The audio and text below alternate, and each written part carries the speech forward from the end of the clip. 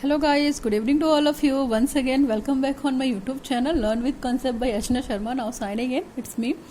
हमारे पेडागोजी के सेशन चल रहे थे और पेडागोजी के सेशन में हम बहुत सारे वीडियोस पे वीडियो बना चुके हैं और हमने कोरिकुलम पे बहुत लंबी चौड़ी बात कर ली है।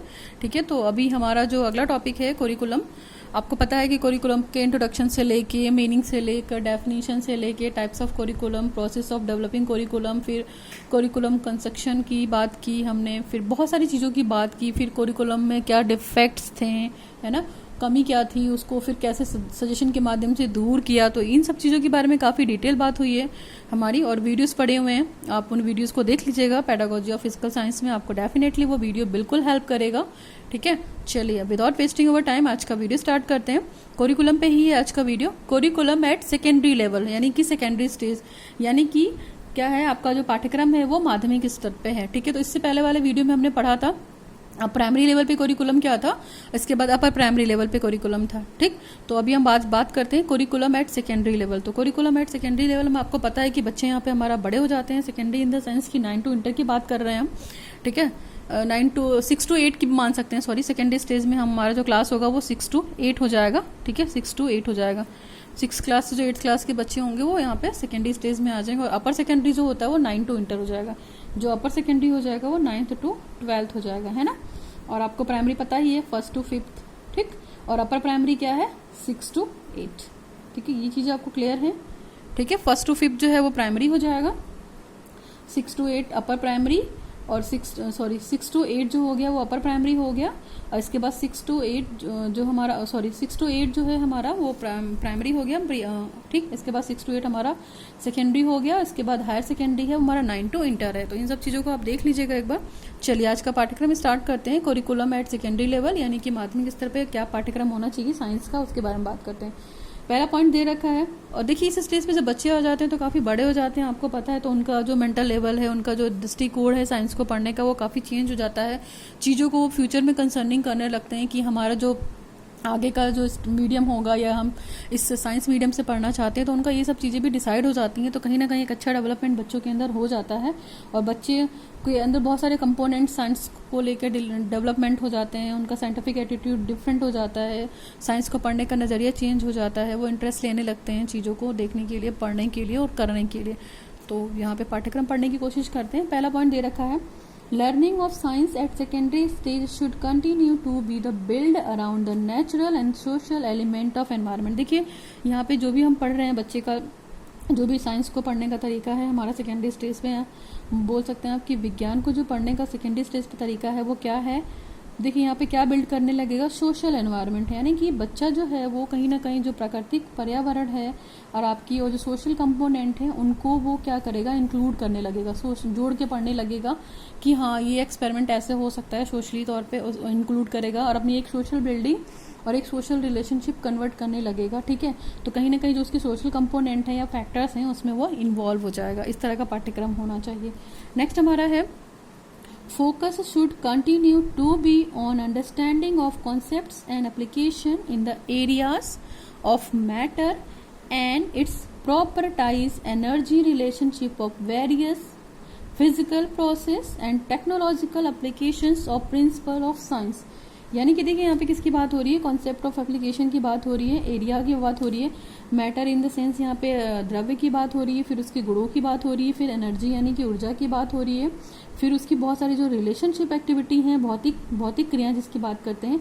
तो ये सब क्या करता है, ये कहीं ना कहीं एक दूसरे से एक दूसरे को जोड़ने लगेंगे, एक दूसरे में संबंध बनाने लगेंगे और यहाँ पे अपने वो साइंटिफिक चीज़ों को लगाएंगे, यानी कि टेक्निकल चीज़ों को लगाएंगे, विज्ञान के नियमों को बनाकर प्रैक्टिकल भी करने लगेंगे। फिर कहीं ना कहीं साइंस के जो प्रिंसिपल हैं या जो सिद्धांत हैं उसको वो अपनी डेली लाइफ में अप्लाई भी करने लगेंगे। ठीक है, तो ये मैटर करता है कि अगर उनके कॉन्सेप्ट्स क्लियर हैं, उनके प्रैक्टिकल्स क्लियर हैं, तो कितना भी एरिया होगा, फैला हुआ एरिया होगा, कितना भी उसको वो कोरिलेट करके या रिलेट करके पढ़ लेंगे, है ना। नेक्स्ट हमारा है, the biological science should deal with living organism, the organism and life process. तो आपको पता है जो जीव विज्ञान जिसको बोलते हैं बायोलॉजिकल साइंस, उसमें जो होते हैं हमारे लिविंग ऑर्गेनिज्म मतलब जैविक अंग, और ऑर्गेनाइजेशन का मतलब है कि उसका संगठन कैसे हो रहा है, और लाइफ की जो एक्टिविटी है वो कैसे इन्वॉल्व हो रही है। तो जीव विज्ञान में हम क्या पढ़ते हैं, लिविंग ऑर्गेनिज्म के बारे में पढ़ते हैं, और वो कैसे ऑर्गेनाइज होते हैं और अपनी लाइफ प्रोसेस को वो कैसे इन्वॉल्व करते हैं। ऐसा पाठ्यक्रम होना चाहिए सेकेंडरी स्टेज पे।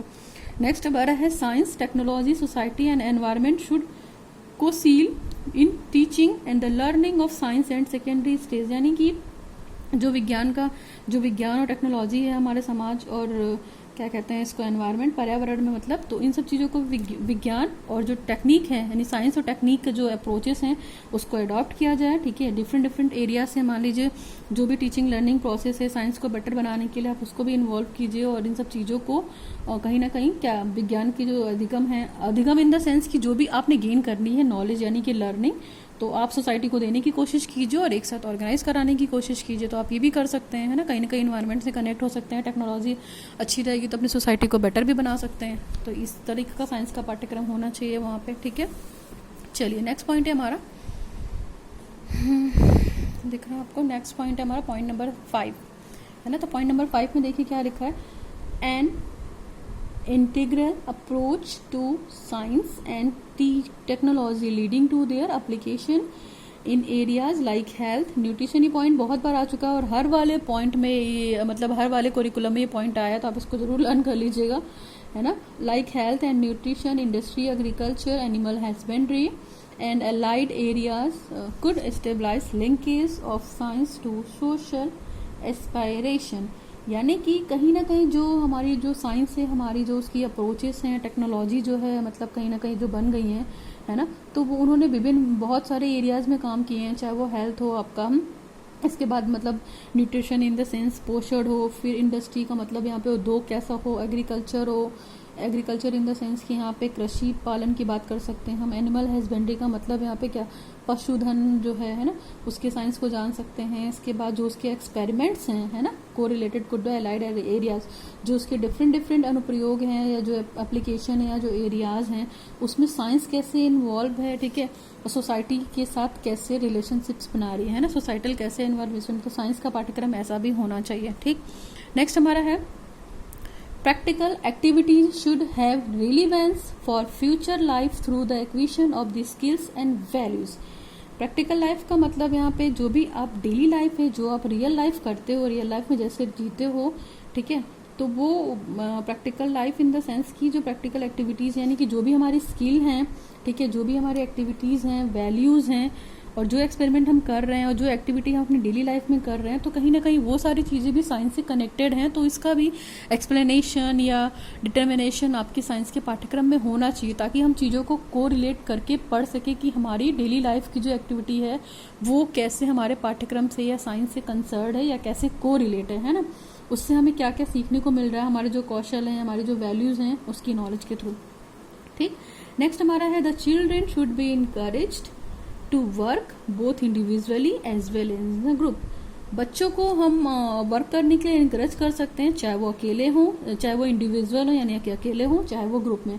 यानी कि बच्चों को हम पर्टिकुलर इनकरेज करते रहना चाहिए सारे कार्यों के लिए, चाहे वो ग्रुप में काम करें और चाहे वो अकेले काम करें, दोनों तरीके से।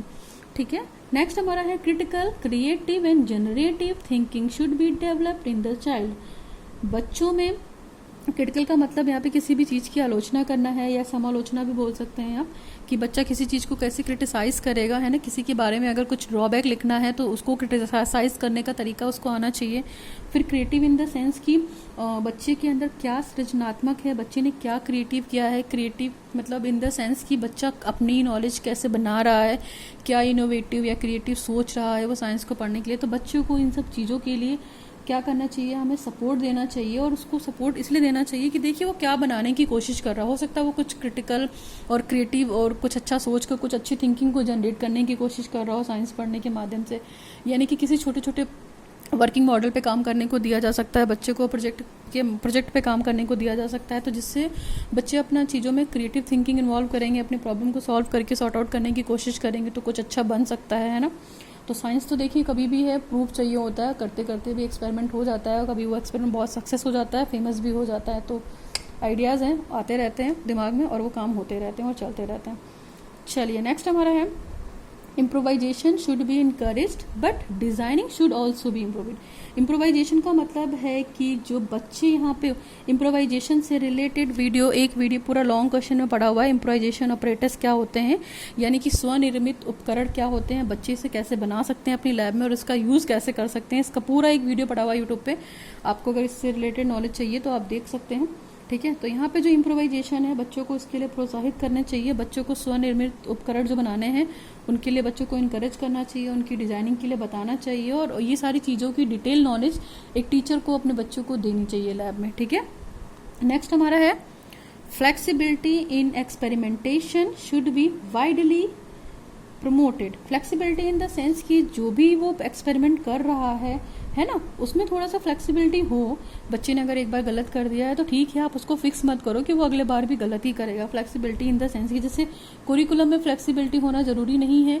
कोरिकुलम क्या है, कोरिकुलम फ्लेक्सिबल होना चाहिए, ठीक है। और प्रैक्टिकल भी जो हम कर रहे हैं, जो भी एक्सपेरिमेंटेशन कर रहे हैं, वो कहीं ना कहीं फ्लेक्सिबल होना चाहिए। अगर हम रिजिड होकर प्रैक्टिकल करेंगे कि हाँ हमारा 1-2 बार में ही प्रैक्टिकल सही आ जाएगा, जैसे हम किसी गैस के बारे में बात कर रहे हैं, चाहे नाइट्रोजन हो चाहे हाइड्रोजन, अगर हम उसका प्रोसेस करने जा रहे हैं या उसके स्टेप्स को कर रहे हैं, एक बार में सक्सेस नहीं मिली है तो कोई बात नहीं, वो फिक्स नहीं है, वो रिजिड नहीं है, आप फ्लेक्सिबल है। वहाँ पे थोड़ा आगे पीछे आंसर भी आ सकता है, अप्रॉक्सीमेट भी आंसर आ सकता है और फ्लेक्सिबल भी हो सकता है according to the widely promoted, ठीक है। लचीलापन होना चाहिए आप जो भी काम कर रहे हैं, जो भी आपको अवेलेबिलिटी मिली है सोर्सेस की, ठीक है। नेक्स्ट पॉइंट है हमारा एंड लास्ट पॉइंट है teacher should help the learners devices appropriate experimentation and activities within the school and also outside the school। यानी कि जो मान लीजिए टीचर है, टीचर को बच्चों को हमेशा हेल्प करनी चाहिए, ठीक है। हमेशा हेल्प इन द सेंस कि चाहे वो विद्यालय के अंदर हो चाहे वो विद्यालय के बाहर हो, जो भी उनका प्रैक्टिकल वर्क है या जो भी उनकी एक्टिविटी है, एक टीचर को बीइंग अ टीचर बच्चों की या छात्रों की हमेशा हेल्प करनी ही चाहिए, है ना। वो केवल टीचर ही नहीं है, तो इस तरह की चीज़ें भी होनी चाहिए। तो टीचर को ये कभी नहीं सोचना चाहिए कि हम एक स्कूल के अंदर पढ़ा रहे हैं तो उन बच्चों की हेल्प केवल हम स्कूल के अंदर बताएंगे प्रैक्टिकल से रिलेटेड, ऐसा नहीं है। उन्हें बाहर भी अगर वो बच्चे प्रैक्टिकल करने में इंटरेस्टेड हैं या विद्यालय से बाहर जा रहे हैं तो इस तरह की एक्टिविटी अगर वो करना चाह रहे हैं तो इनमें डेफिनेटली छात्रों की या विद्यार्थियों की हेल्प करना चाहिए। आपको पता है कि साइंस केवल साइंस ही नहीं है, ठीक है। सब्जेक्ट के हिसाब से अगर हम बात करते हैं तो साइंस को तो हमेशा क्रिटिसाइज किया गया है, इसलिए क्योंकि जितने भी तथ्य या फैक्ट या रूल्स रेगुलेशन जो भी होते हैं कहीं ना कहीं उनकी एग्जिस्टेंस मांगता है, उनके अस्तित्व की बात करता है साइंस।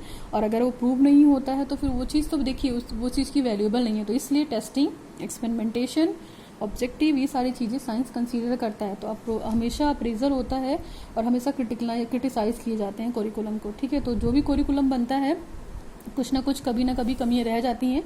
और अगर हम बात करते हैं तो जैसे NCFW जो नेशनल कोरिकुलम फ्रेमवर्क है उसका काम है कोरिकुलम बनाना, ठीक है। तो कोरिकुलम जब इम्प्लीमेंट किया जाता है तो ऐसा नहीं है कि बच्चे 1 साल पढ़ लिए और उसको फिर से इम्प्लीमेंट कर दिया अगले साल, ऐसा नहीं होता है। बहुत टाइम टेकिंग प्रोसेस होता है, ठीक है। 5 साल 6 साल जितना भी लगता है, उसके बाद प्रॉपर तरीके से बच्चों का इवोल्यूशन होता है, टीचर भी इसके अंदर में होते हैं, टीचर्स भी लगे होते हैं, सुपरविजन होता है। तो पर्टिकुलर हर बच्चे की नीड, उनकी साइकोलॉजिकल नीड, उनकी बेसिक, उनके मतलब जो भी इंटरेस्ट है, एबिलिटी है, किस योग है, तो ये सारी चीज़ें देखी जाती है। जैसे मान लीजिए जो टीचिंग ऑब्जेक्टिव बना दिया है उन लोगों ने, ठीक है। तो उनका टीचिंग ऑब्जेक्टिव क्या होना चाहिए, उनके बीच में रिलेशनशिप कैसा है, कंटेंट कैसा है, तो ये सारी चीज़ों की अगर बात करते हैं, साइंस तो बहुत बहुत लंबा है ना। कोरिकुलम बनाना कोई बहुत बच्चों का खेल नहीं है कि हम हर साल बनाते रहेंगे और हर साल चेंज होता रहेगा, नहीं।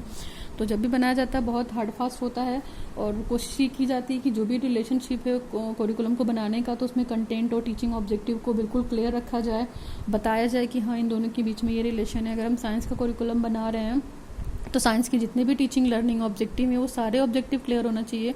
और दूसरी चीज़, जो भी वो कंटेंट दे रहे हैं वो कंटेंट कॉम्प्रीहेंसिव हो, फिर जो भी उन्होंने सेलेक्ट किया है कंटेंट तो उनको अच्छे से सेलेक्ट भी करें, फिर इसको अच्छे से ऑर्गेनाइज करें, तभी तो वो सब्जेक्ट मैटर मिलेगा ना आपको पढ़ने के लिए। ऐसा थोड़ा कि कुछ भी कहीं से उठा के कॉपी पेस्ट करके बना दिया कोरिकुलम, तो ऐसा नहीं बनता है। और हमें जो कोरिकुलम बनाना है वो चाइल्ड सेंटर्ड भी बनाना है, तो उस कंटेंट का भी ध्यान रखना है, थ्योरी का ध्यान देना है, प्रैक्टिकल का ध्यान देना है, ठीक है। फिर कोरिलेशन इन सब्जेक्ट मैटर, इस चीज़ों का भी ध्यान देना है। फिर मान लीजिए जो बच्चे पाठ्यक्रम पढ़ रहे हैं, तो अगर उनका ई वैल्यूएशन होता है तो मान लीजिए मैक्सिमम बच्चे फेल हो जाते हैं, तो इट मीन्स वो पाठ्यक्रम बहुत टफ है, और मैक्सिमम बच्चे पास हो जाते हैं तो इट मीन्स पाठ्यक्रम बहुत ईजी है ना, बच्चों के लिए कोई वो नहीं है उसके बारे में। तो इन सब चीज़ों का भी ध्यान रखा जाता है, कॉन्ट्रीब्यूशन जो भी लिया जाता है। तो एग्जामिनेशन के माध्यम से इवैल्यूएशन होता है, कंटेंट का आपको पता है ना, तो ये सारी चीज़ें भी देखी जाती हैं। तो बहुत टाइम लगता है, और टेक्नोलॉजी भी लगती है ना, डेवलपिंग जो टेक्नोलॉजी है, वोकेशनल स्किल्स है, सबकी बात करता है। ठीक है, तो हर स्टेज पे हमने पाठ्यक्रम पढ़ा। ठीक है, 1st to 5th पढ़ा हमने, प्राइमरी लेवल पे पढ़ा, फिर 6 to 8 पढ़ा अपर प्राइमरी पे पढ़ा, इसके बाद 1st to 5th पढ़ा हमने अपर प्राइमरी, फिर 6 to 8 अपर प्राइमरी में पढ़ा। ठीक है, 6 to 8 सेकेंडरी पे बोल सकते हैं आप। इसके बाद हमारा जो क्लास 9 to 10 है अपर सेकेंडरी है ना, तो ये सब यानी कि प्री कॉलेज, तो ये सारी चीज़ें हमने पढ़ी हैं और बहुत डिटेल में पढ़ी हैं। ठीक है, आपको दिक्कत नहीं होगी, तो करिकुलम में मैंने काफ़ी कुछ डिटेल बता दिया है। ठीक है, कोई प्रॉब्लम नहीं होगी। फिर भी इन केस अगर आपको कोई दिक्कत होता है करिकुलम की वीडियो में, तो you can ask me in my comment section. So अगर मेरा वीडियो थोड़ा भी हेल्पफुल रहा है आप लोगों के लिए, तो लोगों तक शेयर कीजिए, मेरे चैनल को लाइक कीजिए, ढेर सारा सब्सक्राइब कीजिए और ढेर सारा सपोर्ट कीजिए, ताकि कुछ बेटर किया जा सके टीचिंग लर्निंग ऑब्जेक्टिव पे।